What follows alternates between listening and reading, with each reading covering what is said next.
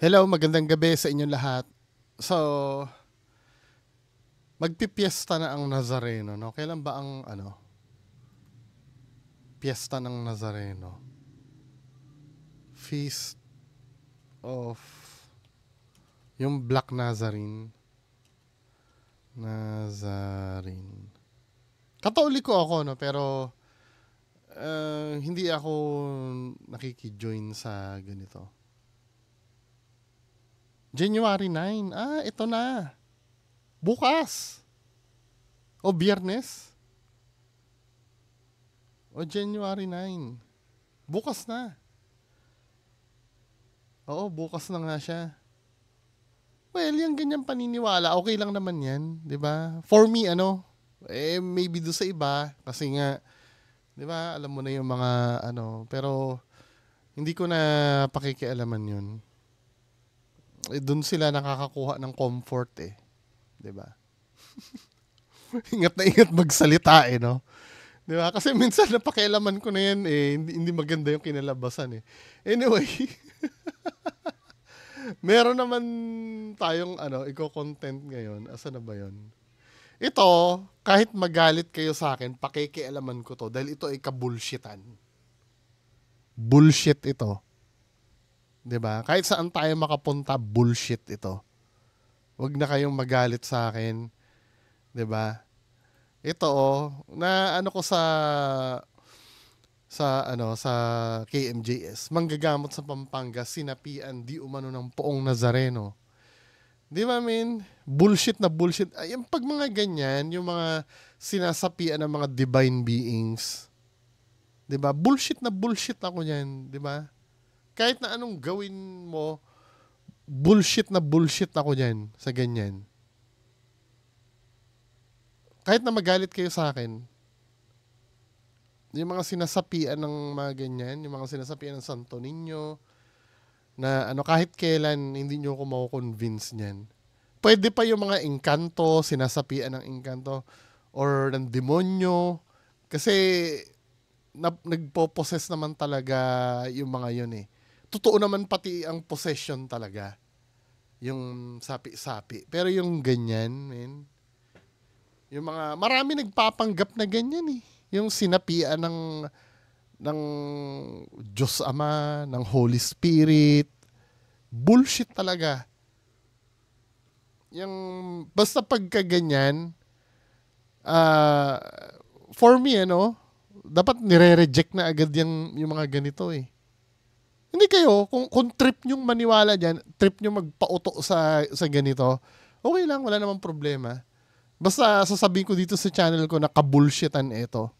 Ito mga ganitong bagay na mga nagpapanggap na nasasapian ng mga ng mga divine beings. Di ba, Yung anghel nga nakakapagpakita kay Maria, nakakapag-send ng message ng hindi sumasapi Di ba? Si Angel Gabriel. Di ba? Si Jesus Christ nga rin nung namatay nakapagpakita na na may katawan siya Pinakita niya pa nga yung butas sa niya na hindi siya sumasapi kahit kanino, 'di ba? Kaya kagaguhan ito. 'Di ba? Huwag na kayong magalit sa akin. Sige ba, magalit kayo, wala naman akong pakialam Basta ito kagaguhan to. Hindi dapat igalang to mga ganitong Kasi yung ito wait lang. If naniniwala kayo, ito pupunta tayo sa biblical part, no? Kaya kung gagamitin ang biblical part, if believer kayo kay Jesus Christ, supposed to be, dapat believer din kayo sa nasusulat.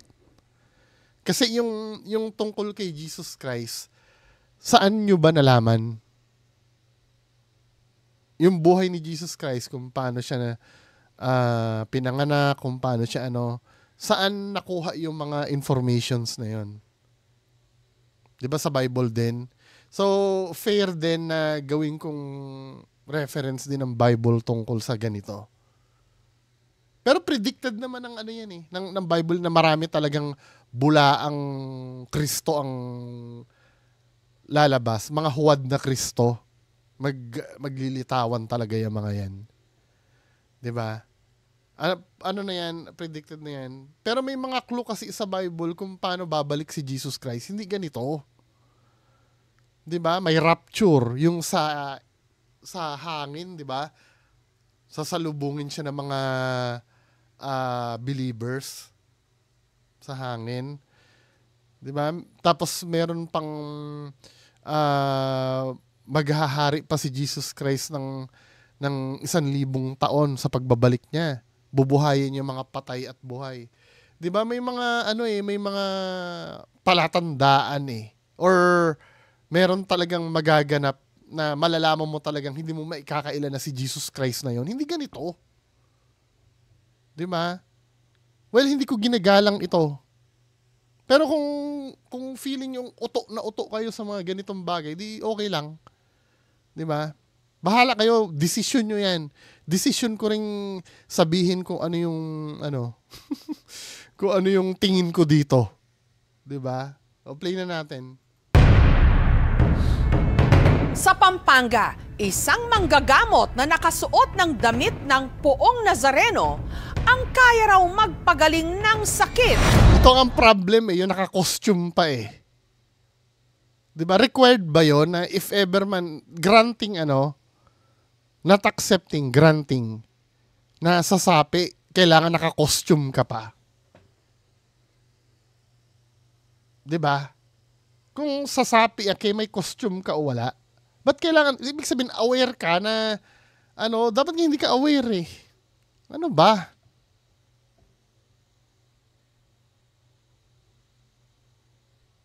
Nakukuha nyo na, bakit kailangan mag-costume pa siya, magdamit pa siya ng pang Nazareno bago siya sapian? Requirements ba yon na bago sasapi si Jesus Christ, magdamit ka muna ng pang Nazareno? Ganun ba? Minsan dyan nahuhuli yung mga manluloko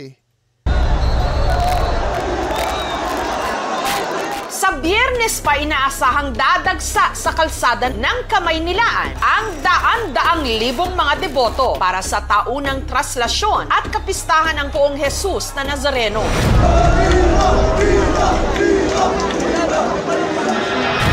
Ilang mananampalataya na may iniindang mga pinapa-crack yung leeg sakit sa lalaking ito lumalapit. Magtiwala ka lang sa sarili mo. Ikaw ay aking tutulungan. Nakapagpapagaling daw Ayos Di ba? Tiwala ka lang sa sarili mo. Ikaw ay aking Bullshit. Tingnan natin yung sinabi. Iniindang mga sakit sa lalaking ito lumalapit. Magtiwala ka lang sa sarili mo. Ikaw ay aking tutulungan. Nakapagpapagaling daw kasi siya ng anumang karamdaman sa tuwing di umano Dahil lang mukhang mabagal internet natin Bababa. siya ng Poong Nazareno. Binabang mo. Candy ka? Anong kinalaman ng Nazareno sa Candyman? Ano ba? Ginagago na lang kayo nito Sige, magalit kayo sa akin kung hindi ko igagalang itong katarantaduhan na to.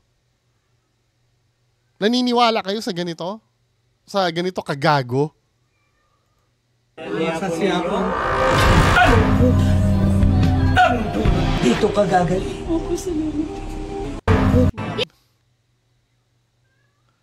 Diyos ko naman. Ano ba? Ito ako natatawa yung candy daw niya Nakapagpapagaling daw kasi siya ng anumang karamdaman sa tuwing di umano sinasapian siya ng Poong Nazareno.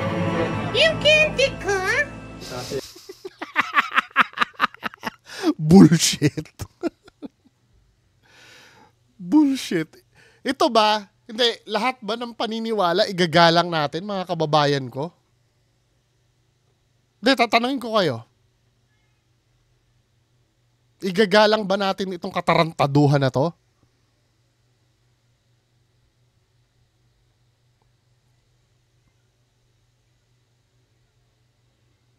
Kung sagrado para sa inyo ang Diyos, ang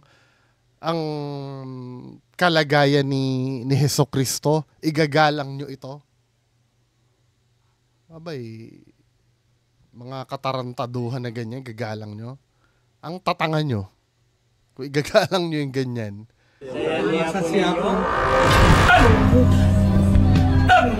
Dito ka gagaling.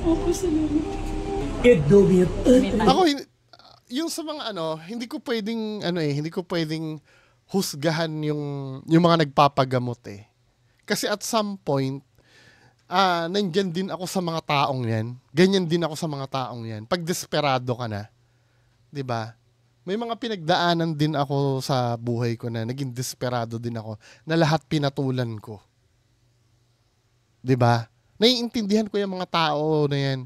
Hindi ko sila pwedeng sabihing mga tanga sila na naniwala. 'Di ba?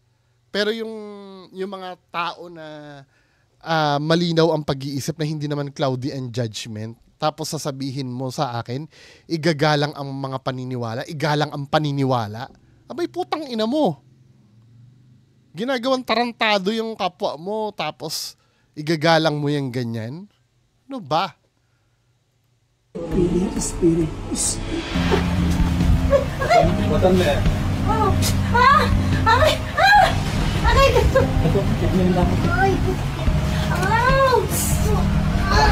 Wala man siyang kahit na anong aparato, pero kaya niya raw tukuyin kung ano ang iniindang karamdaman ng isang tao. Malakas ang kumukulam sa'yo, papunta na sa bahay. Malakas ang kumukulam, papunta na sa barang. Nakakapaghimala nga ba ang manggagamot na ito sa tulong ng buong Jesus Nazareno? Ingatan mo ang lucky charm na ito. Lucky charm talaga, Di ba? Nagla-lucky charm pala si Jesus Christ eh. Mahit ka na tagay ang aking bendición. Ang manggagamot sa video, si Angelito, o kung tawagin ng kanyang mga pasyente, Apolito. Ayon sa ilang mga nakausap naming deboto, tuwing Biyernes di umano, sinasapian ng buong Nazareno si Apolito. Kaya nitong Biyernes, sinadya siya ng aming team sa kanyang pagamutan dito sa Magalang, Pampanga. Alas 9 ng umaga pa nagsisimulang manggamot si Apolito. Pero ilang oras pa bago ang gamutan, unti-unti nang dumagsa ang kanyang mga pasyente. Hanggang lumabas na ang aming pakay. Si Apolito na nakasuot ng maroon na sutana na katulad ng damit ng mahal na puon. Sinabi po ng Poong Jesus Nazareno na ang maroon ang siyang isusuot ko tuwing ako'y manggagamot po. Bago nang gagamot, ang mga kasamahan niya, nagdasal muna ng rosaryo. Ginoong Jesucristo, Diyos ang taong tutu, makirapat matimbos ka ko. Pero sa kalagitnaan ng kanilang pagdarasal, bigla itong natumba. Siyagin Diyos ang tsukera. Ang mga kasama ni Apolito, sinubukan siyang itayo. Baluktutin mo muna ang binti ko. Bakit utusan mo baluktutin yung Hindi mo ba makokontrol yan, men? Agree. Pero nahirapan ang mga ito. Nagpaapak din si Apolito sa kanyang mga kasamahan.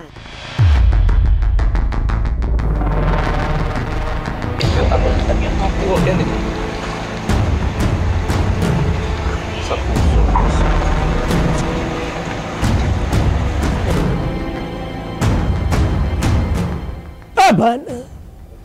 Tama na. Iupo mo ko, Peregrin.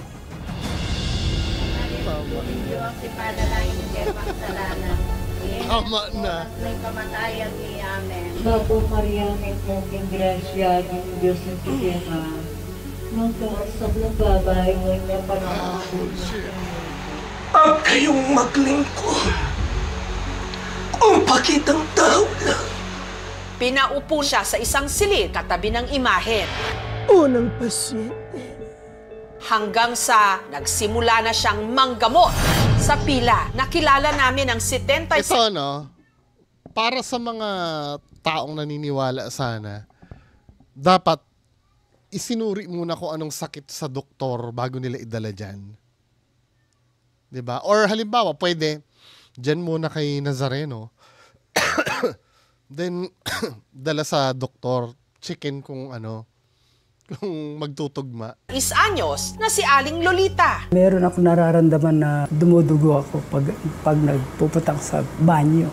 Dahil sa kanyang karamdaman, nakatakda na raw dapat operahan si Aling Lolita. Walang pera. Yung mga bata, hirap din. Pumupunta naman yung kapatid ko every Friday. Anong sakit? Anong sakit? Kay Apolito. Ba't di sabihin? Dinisay ko na, sumama na lang ako kay Apolito. Sakit ng kalingkingan, dama ng buong katawan. Parang gumagaling ako. Yung... Gumagaling. Hindi pa totally gumaling. Kasi alam ko, pag si Jesus Christ ang nagpagaling yun, in an instant yun eh. Di ba? Yung pinutol nga na tenga, di ba?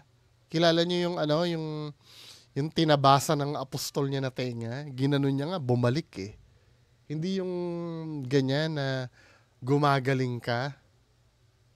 ko, magaan. Maraming possibility yung pagdumi ng dugo. What if almoranas lang kung fresh blood? Kung maitim na dugo talaga, pwedeng polyp, maganda magpatingin pa rin sila sa specialista. Pwedeng colon cancer, no? Pati mga malulubhang sakit, di umano, kaya niya raw pagalingin ang matandang lalaking ito na paralisado matapos hilutin at dasalan. Biglang nakatayo. May assistance naman, ano ba? Hindi na ako nakalakad noon. Nagpa-check up ako sa ospital. Binigyan ako ng gamot para lumakad ka. Kaya hindi naman po ako nakalakad noon eh. Si Apolito rin po ang Binigyan ka ng gamot sa ospital. 'Di ba? Tapos pumunta ka tapos kinredit mo na kay Apolito.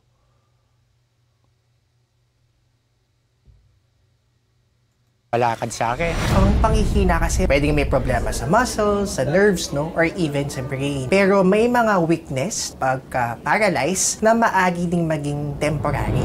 Dekada 90 pa raw nung sinimulan ni Apolito ang paggagamot. Matapos daw mapanaginipan ang Poong Nazareno, isang araw matapos tumama ang 1990 Luzon earthquake. Magte-35 years na po ako dito sa misyong ito. Madalas po siyang nagpapakita sa akin sa pamamagitan ng panaginip. At ang sabi niya, ako yung pinili niya bilang instrumento at ibahagi ko sa mga taong may sakit. Hanggang kalaunan, hindi na lang daw sa panaginip nakakausap ni Apolito ang Nazareno. Totoo po siyang nakikita, hindi na sa panaginip, ma'am. Dumarating po siya na kinakausap ako, ang sabi niya sa akin, hindi magiging magaan ang misyon o papel mo dito sa mundong ito. Ang nagtataka ako, bakit ba't hindi nila siya magpakita talaga sa tao? Ba't kailangan sumanib ba sa'yo? Or pwede ka naman maglingkod, maging apostol niya, di ba, na bago, kung sino man siya. Di ba? Hindi yung kailangan ikaw talaga ang gamitin. Hanggang nagsimula na rin daw itong sumapi sa kanya na madalas daw mangyari tuwing araw ng Biyernes kung kailan siya nanggagamot. Hindi ko po alam yung mga ginagawa ko sa tuwing siya ipapasok dahil iba na yung nasa katawan ko po. Ang ilan sa makatuwang ni Apolito sa panggagamot, gaya ni Agustin at Teodoro, mga dati rin daw na napagaling di umano ni Apolito. 1990, tumatay ako ng dugo. Matagal ako sa ospital, hindi mapagaling. Lumapit ako sa kanya, ginamot ako. Sabi ng doktor, paano hindi mapagaling? Hindi naman nila minimension kung ano, pwede kasing almoranas yon kung umaano ka ng dugo. 'Di ba? katapos akong ini-CG, yung puso ko may depresya. Ngayon, mayroong nakapagsabi sa akin, ang gusto mong pumunta doon sa manggagamot, bakit hindi ka ako? Dito ko gumaling. Hold up ka sa... Hindi, paano, wait, may problem ka sa ECG. Di ba? Tapos, pumunta ka dyan, paano mo nalamang gumaling ka, nagpa-ECG ka na ba uli? Or feeling mo lang nung nandyan ka? Baka nagpapatuloy pa rin yung sakit mo. Hindi ka gumaling. Kontra ako ng kontra no? Hindi, parang nakikita ko kasi lahat to, parang parang placebo lang lahat eh. Di ba, men? Wala naman tayong concrete, puro testimonial lahat na ako ay gumaling. Typical yan. Lahat ng mga manggagamot na pinopromote, palaging ganyan ang sinasabi. Gumagaling sila, gumagaling. Kahit wala namang concrete na evidence na maibigay. Ang kanyang gamot. Samantala, sa kalagitnaan ng panggagamot ni Apolito, uminom siya ng tubig.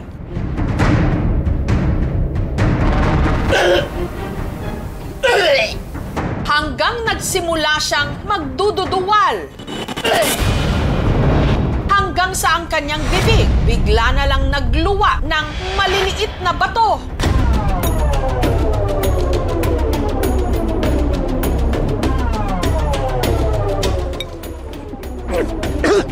Imposible talaga na magkakaroon ka ng pagluwa ng mga bato doon sa ating bibig. Pwede niya itong naitago or sabihin natin pwede niya itong Yung mga doktor kontra ng kontra din eh, no? Marami nagagalit sa doktor ba? Tingnan nga natin. Wala naman naniniwala. Di ba?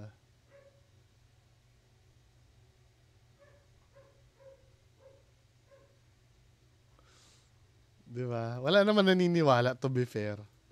lagay. Hindi mo pwedeng ipitin sa bibig mo. Talagang malulunok mo. Yun yung nakakapagtaka. Wala po akong idea kung saan nanggagaling. Ay, nako!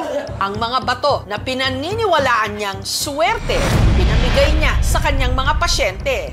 Ingatan mo ang Lucky Charm. Lucky Charm talaga tawag. Ang aking dentist. Kasi syempre kung may sipon o born, mga virus, at na may ibigay ito dun sa isang pasyente, pwede talaga itong makahawa. Isa pa sa Ay, mga kababayan. magpagamot kay Apolito, si Leticia. Parang Puro mga matatanda yung nangihina ako, nanlalambot, ganyan, kasi baka uric acid at saka cholesterol. Mataas ang cholesterol mo. Mataas ang uric acid mo. Ang kanyang katawan, hinilot at dinasala ni Apolito. Ivy, Pardo, for those do not believe. Sagrada Puso. Pagod na pagod ka na, Yan anak. yung oras ng kamatayan ni Amen. Kulang na lang. At ipituka mo ay ilabas mo. Talagang totoo yung sinabi niya sa akin, kaya ako napaiyak. Sa kalagitnaan ng gamutan, ang nakapikit na si Apolito, may mga isinambit na mga salita. Dahon ng guyabano at dahon ng avocado. 10 days na itong iinumin. Bagay na isinulat naman ng kanyang mga kasamahan. Ito raw ang nagsisilbi niya, reseta. Parang kahit hindi ko pa ginawa, parang gumaan na yung pakiramdam ko. Siguro dahil... Placebo! Alam niyo yung placebo? 'Di ba? Yan yung mga techniques na ginagamit. Scientific naman yung placebo na yan. Yan yung dahil sa paniniwala mo, parang gumagaling ka. Kahit hindi naman. 'Di ba? Perfect example niyan, yung nangyari sa amin. Madalas ko nang ikwento to, 'di ba? As a nurse kasi, kadalasan hindi namin makontak yung doktor.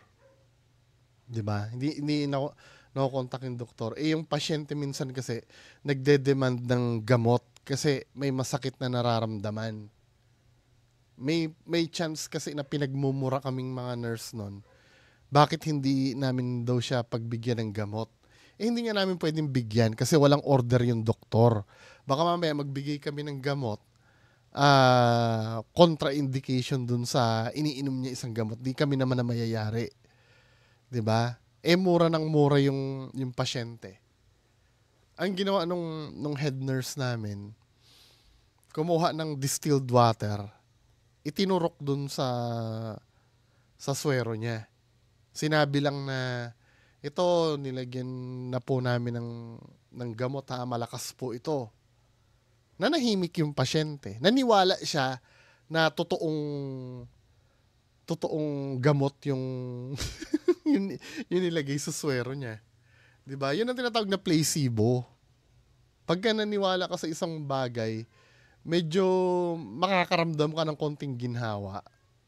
'Di ba?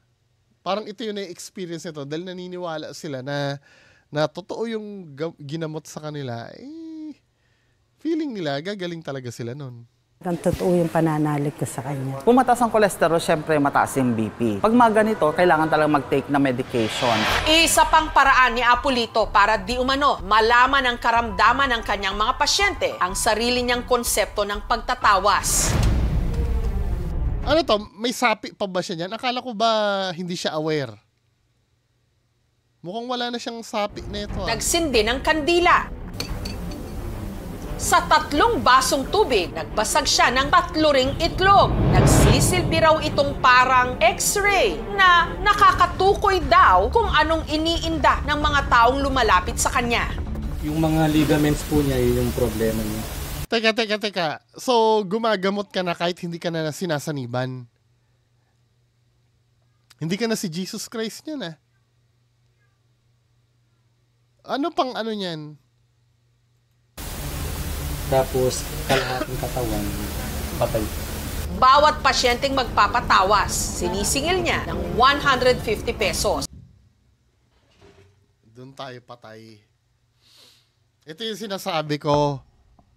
'Di ba? Pag ginagamit mo ang Diyos at nagpapabayad ka, automatically gwak ka na. Kasi kabilin-bilinan yan men talaga ng Diyos Huwag kang maningil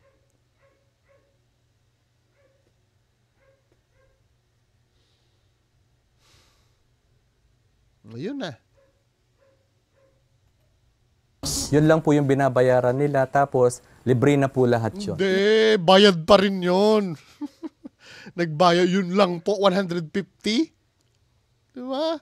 Katarantadas, hindi pa sure yung mga pinagdadadaldal mo.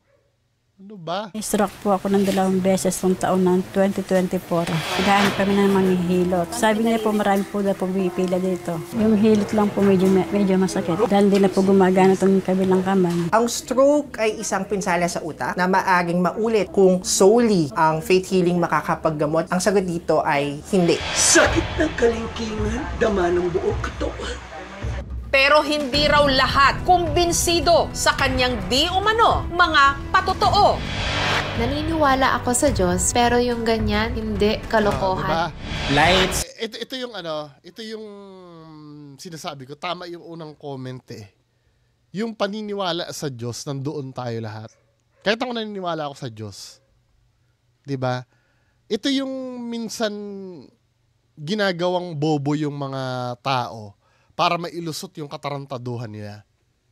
Yung minsan kasi, pagka hindi ka naniwala sa ganitong kabulshitan, sasabihin sa'yo, hindi mo pinaniniwalaan ng Diyos. Diba? Ganyan kadalasan ang ginagawa sa akin pag nagde-debunk ako ng mga videos ng mga paranormal. Kapag sinabi kong fake yung kagaguhan ni Donsky, na fake na white lady, sasabihin, hindi ko ginagalang daw yung paniniwala sa mga multo. 'Di ba? Kapag nadibang ko yung aswang ni Kuya Red na pangbobo, hindi mo ginagalang yung paniniwala ng mga tao sa aswang.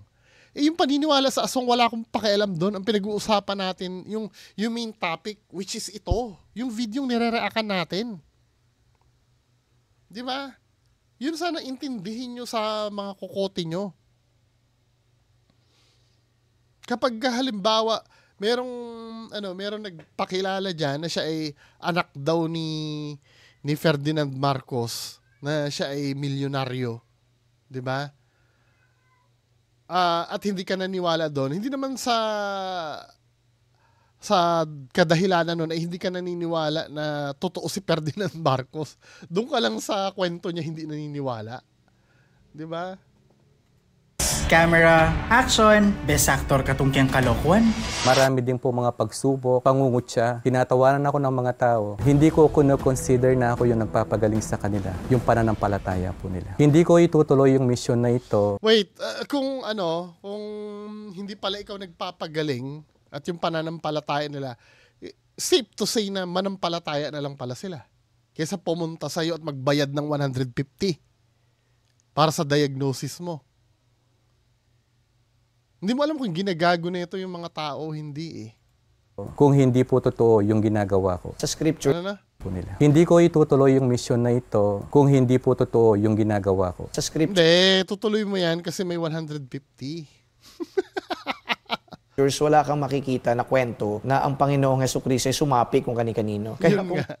Di ba? kung yung banal na kasulatan nagsasabi na walang pagsapi-sapi, bakit naman i-claim ngayon ng kung sino-sino lang na sinasapian sila? Hindi naman natin sinusuportan yung mga faith healing. Meron tayong siyensya na dapat naman nag-i-intervene sa ganitong mga kaso. Nandun pa rin yung folk Catholicism, yung kanyang pagsuot ng Nazareno dahil nahihikayat niya ang mga mamayan na lumapit sa kanya dahil sa pasuot-suot ng costume na yan no? representasyon ng Nazareno. Yung Diyan nadadala yung iba ay lumalapit sa kanila dahil nga napakamahal ng pampublikong paggamutan natin. Pangalawa, Totoo yun, totoo naman. 'Di ba? Yung sobrang mahal ng pagpapagamot dito. Siyempre, hindi mo rin naman. Kaya nga hindi ko pwedeng sisihin yung mga naniwala diyan minsan sobrang desperado naman ng mga yan Kasi once in my life nandun din ako sa posisyon ng mga yan. Kaya lang, dun sa mga kayang mag-isip ng malinaw na wala namang pangangailangan, di ba? Dapat magtulong-tulong tayong anuhin yung mga ganyang bagay, kundi na. Sa kanilang paniniwala ay lumagkas pa yung kanilang pananampalataya. Basta't ang alam ko, wala akong pineperwisyo at alam ko totoo yung ginagawa ko. Hanggat kulang ang serbisyong medikal sa ating mga kanayunan. Magtiwala ka lang sa sarili mo. Ikaw ay aking tutuloy. Marami sa ating mga kababayan mananatiling parang may pasang krus. Pagod ka na, anak. At ang malulubha nilang karamdaman, bukod tangi na lang nilang iniaasa sa himala.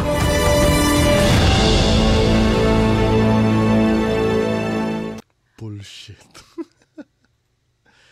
Kayo naman tatanungin ko, dapat ba natin igalang yung ganon? Diba? Alam mo, medyo may reservations pa ako kanina Hindi, kung siguro nakakatulong naman siya para mapaano yung faith, para maano yung faith, yung ibig ko sabihin para mapalawig yung faith ng isang tao. Nakakatulong naman siya doon. Okay, pero nung narinig ko na yung bayad, yung 150, diagnosis pa lang, that is bullshit, di ba? Anyway, bahala po kayo, Kung naniniwala kayo dyan, kalayaan nyo po yun. Kalayaan ko rin pong sabihin ko anong gusto ko. Maraming salamat po. Magandang gabi. Bye-bye.